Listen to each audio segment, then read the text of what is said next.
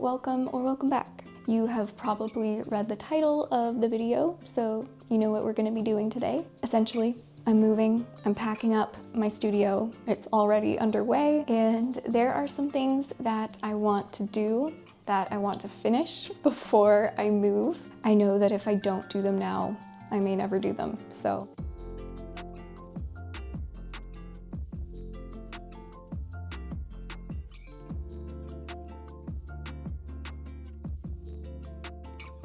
Yeah, one of the things is finishing this watercolor mixing chart that's been on the wall forever. Another thing, this oil painting I started, I want to get it done, and I think it would be nice to hang this guy up in our new place. So I think I might do that one first because I really want to, or I need to, pack up my oil stuff over here. I just realized that I packed my watercolor palette, so I'm gonna have to dig that out. We'll do it. If I don't do it now, it won't get done. And I really want to frame this guy. And another thing I really want to get done in this video is finally using some of the many photo references I've taken on my phone over the years. And I'm going to be using these Enmy acrylic paint markers. And this video is kindly sponsored by Enmy, so thank you so much, and more on that later. Okay, but first I have to finish this oil painting. I needed to clean my palette and add some fresh paint. I'm also using my favorite quick dry white because I knew I'd have to transport this painting to my new place in a little over a week. So this cat teapot is from a reference I found online. I'll put it on the screen. And the painting might look mostly done, but I left the little teapot she's holding pretty roughed in, and same with the large handle. I did the initial pass of the painting in one sitting, maybe about 4 hours. So I just want to come in and render the elements I kind of left undone and clean them up a bit, but the goal is to still keep that painterly alla prima look. I really love this reference. I've sketched it before and it's just so precious. I'm very drawn to these sort of kitsch items. Maybe they can be called folky, I'm not sure. But there's something about them and something about this teapot that brings me so much joy. And when I started this painting, I knew that it was going to be just for me. I end up selling most of my paintings. I've sold all of my recent oil paintings, even a few that I didn't think I'd be able to part with. But with this painting, I went in knowing that it was just going to be for me, and that kind of gave me permission to have fun and take some risks and just make a painting that isn't meant to be loved by the masses. It's just meant to be loved by me. I stained the background with a bright pink, and I wanted to leave sort of a rough border. I really wanted the pink to pop out from under in certain places, like in the cat's ears, and I think it gives a really lovely glowing quality to the painting. So I didn't spend too long on this. It came together a lot quicker than I thought it would, and I'm just adding the final details and highlights.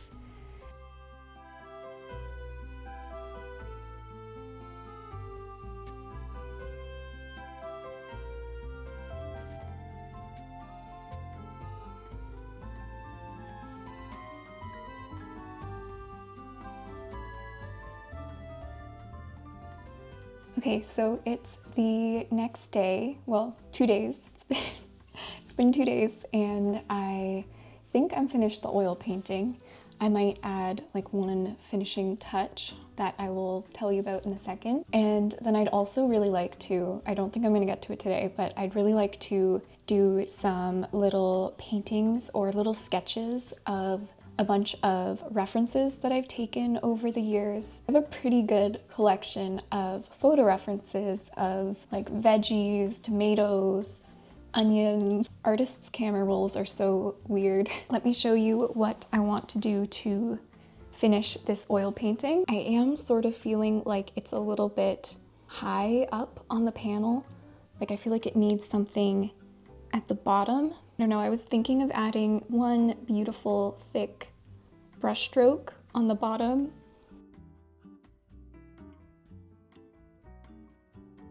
And here she is. I really like how this painting turned out. I think I was able to keep a very loose painterly look, and I like that final paint stroke on the bottom. This painting might not be everyone's cup of tea, pun very much intended, but I really love it and I'm excited to hang it up in our new place. Okay, on to the next thing. Like I said earlier, I've been wanting to use some of the many photo references I've taken over the years with the intention of studying them and doing sketches or paintings of them, and I just never got around to it. I thought acrylic markers would be the perfect medium to use to sketch these references, and I want to thank Enmy for sponsoring today's video. They sent me their 80 color set of direct liquid acrylic paint markers, and you guys know I love to try different mediums and supplies, so I was really excited to use these. The set offers 80 vivid colors with strong coverage and even flow. They use the professional NCS color arrangement, which I'm not gonna lie, I had to Google that, but it basically means that the color selection is well thought out and balanced. You know you're not missing any important hues. They are covering the whole range of the color wheel. The caps also match the colors very closely, so it's super easy to pick your colors as you're working.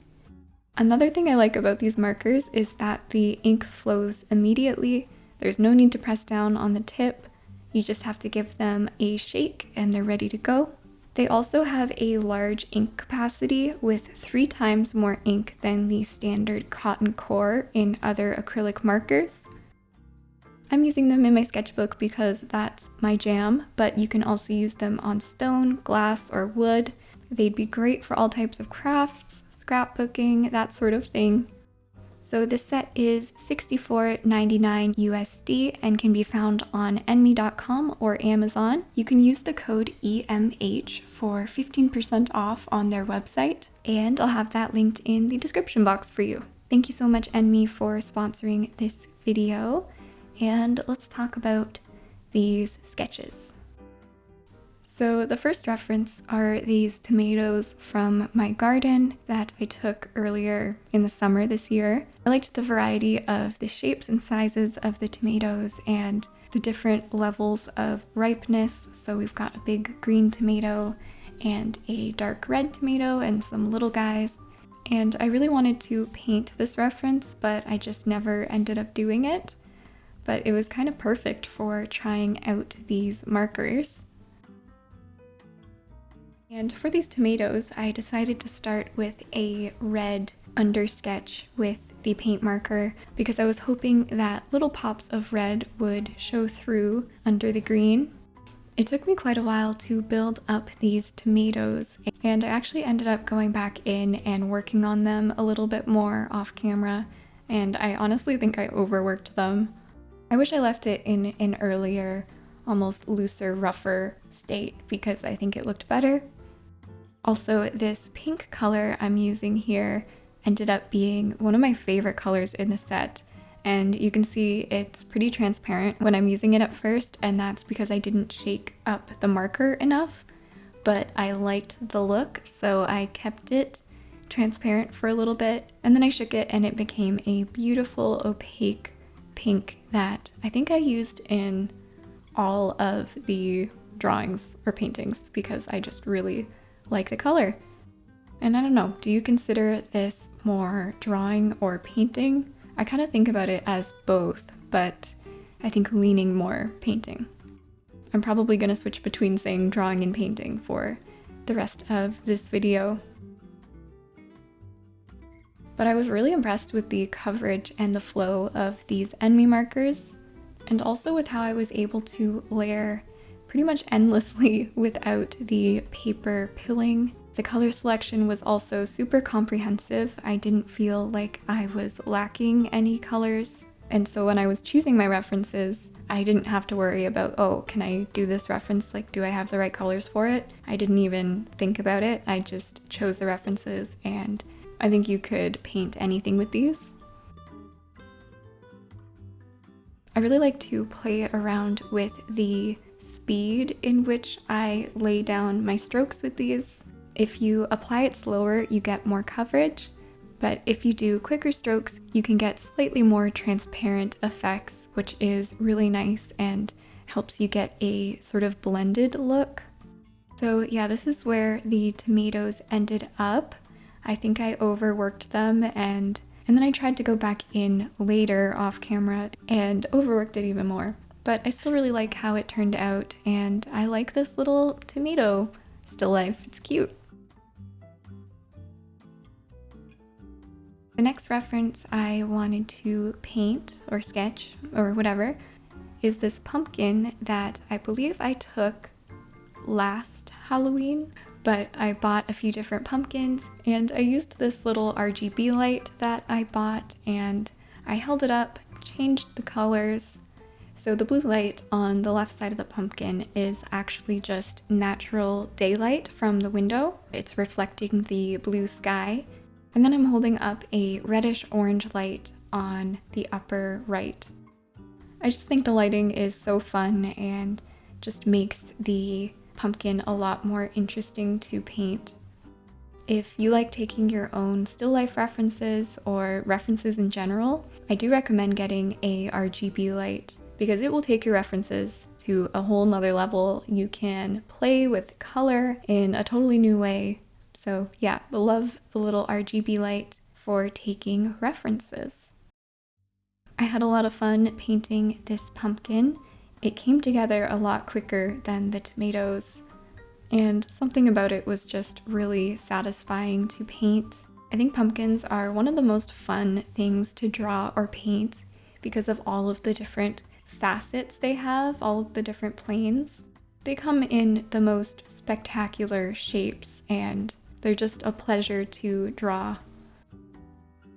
Also, I think this video is coming out on Halloween, so happy Halloween. I'm sorry I didn't do a full, Halloween themed video, but I hope you enjoy this nonetheless, and I hope you have a very fun, spooky, safe Halloween. And if you dressed up for Halloween, I would love to know what you dressed up as.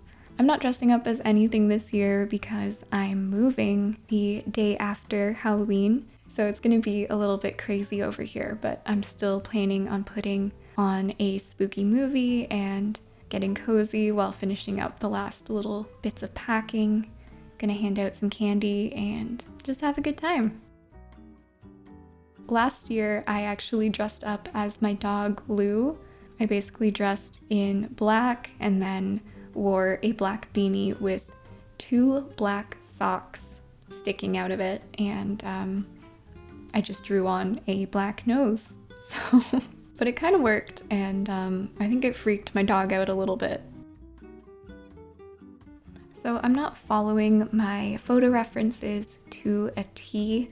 I'm more using them as a starting off point and then allowing myself to push color and saturation and shape. And that's probably my favorite way to use photo references.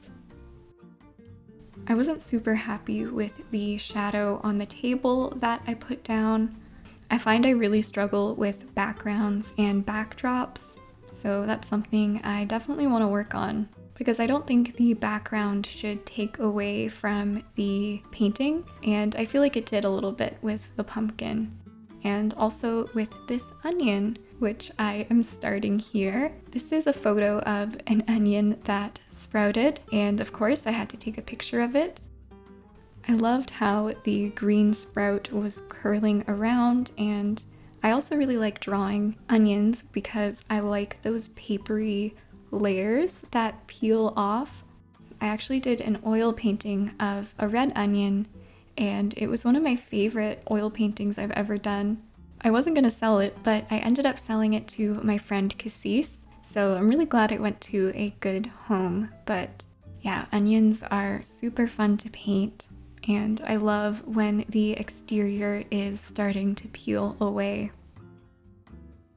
There was also a little smudge on the left side of the onion from when I was painting the tomatoes.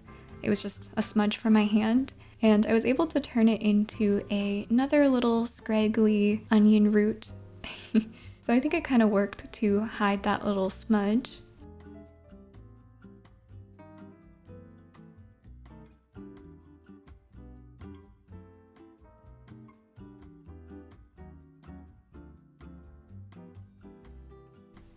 I had a lot of fun with this one. It was a little challenging to try to capture the texture of the onion, and I don't know if I pulled it off, but I still think it ended up looking pretty cute. My favorite part is the area where the sprout is sprouting out, the top of the onion. I just love the textures in there and in the little curly bits.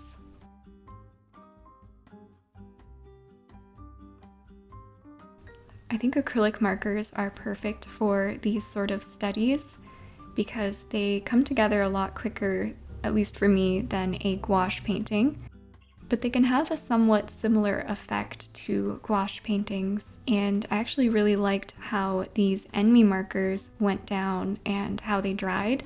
I'm going to show it later, but they dried mostly matte, maybe a little bit satiny, and I really like that they didn't dry super glossy or shiny, and there was no cracking, even though, like I said, I did apply a lot of paint, especially with the tomatoes and the onion.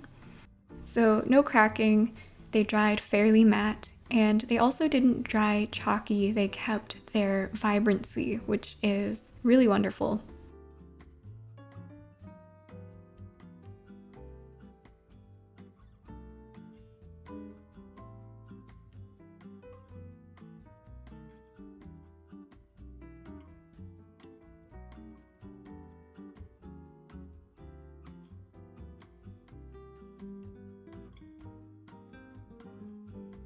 So I'm almost done this onion here. I think my biggest mistake is filling in the background. I actually don't mind it with this pink, but then I end up going over the pink with a white, and I don't love how it looked. I kind of just wish I left it as it was with no background. But these acrylic markers are so satisfying to use that it is quite hard to put them down and stop fussing with the painting. There's always something that you can find that you want to add, but sometimes less is more, you know?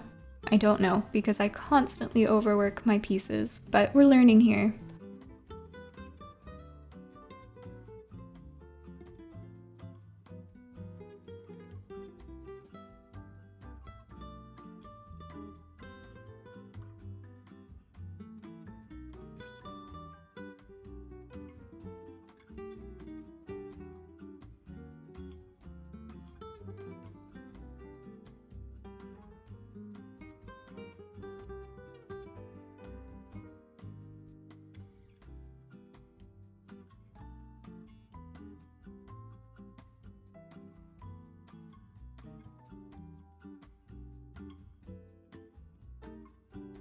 Okay, the final reference is actually one that I didn't take this reference. It's from Pinterest, but I really wanted to try painting something reflective, something shiny, because the other objects I painted were more on the matte side. I mean, the tomatoes and the pumpkin have a little bit of shine, but not like an enamel teapot. And I really loved this reference. I love the green of the teapot.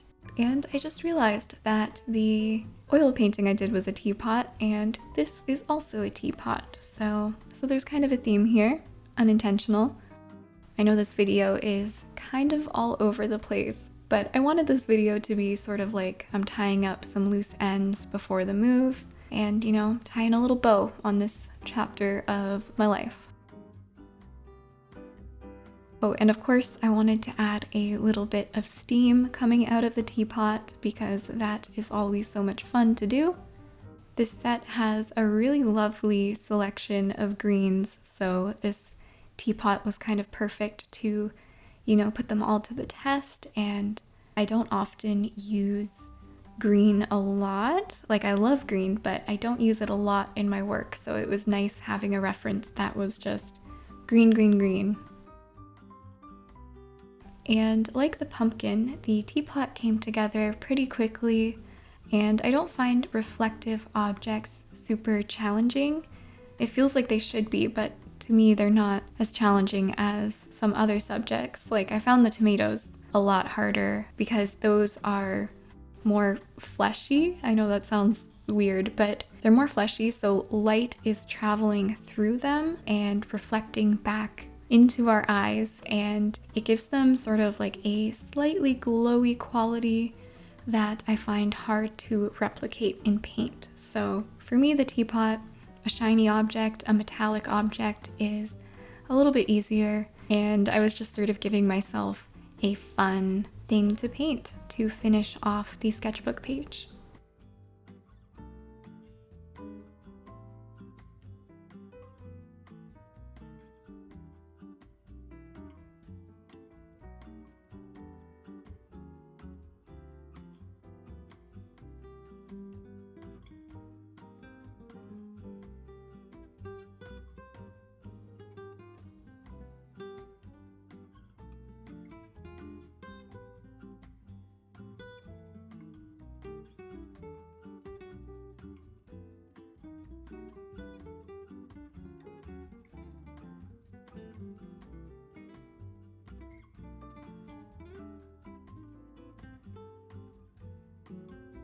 So here's how the spread turned out. I really like how they all look together. They were super fun to paint, and the Enmy markers were just a joy to use. I will definitely keep using them. So thank you, Enmy, for sponsoring today's video, and the links will be down below. But let's move on to the final thing I need to finish before I move, and that is this watercolor mixing chart. And it sounds like not something that's super exciting, but something really strange happened that I didn't know could happen. So I'm gonna explain that in a second. In an earlier video on my channel, I made my dream watercolor palette, and I made this mixing chart. And what I did is I drew out this large grid, and on the diagonal axis, I painted each color in the watercolor palette. And then in the triangle below, I created my color mixes. So for example, if I went down from olive green and then went across to cadmium red, that square where those two converge is where I would put the mix of those two colors. And I always planned on finishing the top half of the chart, but I didn't want to just do the same mixes. So some of you guys said that I should do a glazing chart on the top. So essentially mixing the colors with glazes rather than mixing them on the palette and putting them down.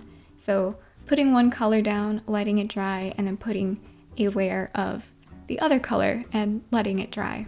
But this chart has been hanging on my wall for many a month, and the paper expired. My watercolor paper expired, and no one told me this could happen. I didn't know about it. I actually felt really silly Googling, does watercolor paper go bad? And Google immediately told me, yes, it does go bad. I noticed as soon as I started swatching that the colors were coming out very strange. The colors were looking sort of granulated, even the non-granulating colors, and a little dull. So at first I thought it was because my water cup was dirty with gouache or something, so I got a new water cup, and then I changed my brush because I thought maybe it was my brush. And then I was dreading that my palette was somehow defective and like the enamel was coming off into the watercolors, but alas, it was the paper. So the paper has been in the sun for many months, and I also have plants in the room nearby, and plants create humidity. So if your paper is exposed to sun and humidity I don't know about sun, but definitely humidity, the sizing on the paper can deteriorate. So that is what happened to this paper. And just to make sure it was the paper and not the watercolors, I swatched a couple colors, Terra Rosa and Crimson Lake, in my sketchbook, and they swatched beautifully. So very glad that the palette is not bust. But I finished the mixing chart anyways. I'm too stubborn to give up and too lazy to start over. And I still think it will be beautiful framed on my wall in my studio. So that's it. We did the things. We did the things and finished the things, and now it's time to move to Montreal. Thank you guys so much for watching. I know this was sort of a weird one, but I hope you enjoyed nonetheless. Thank you to Enmy for sponsoring the video, and a huge thank you to my channel members and patrons on Patreon. You guys are the most wonderful little magical people in the world. Thank you. Subscribe if you haven't already. I'm a little sleep deprived, but I will see you all in the next one. And happy Halloween!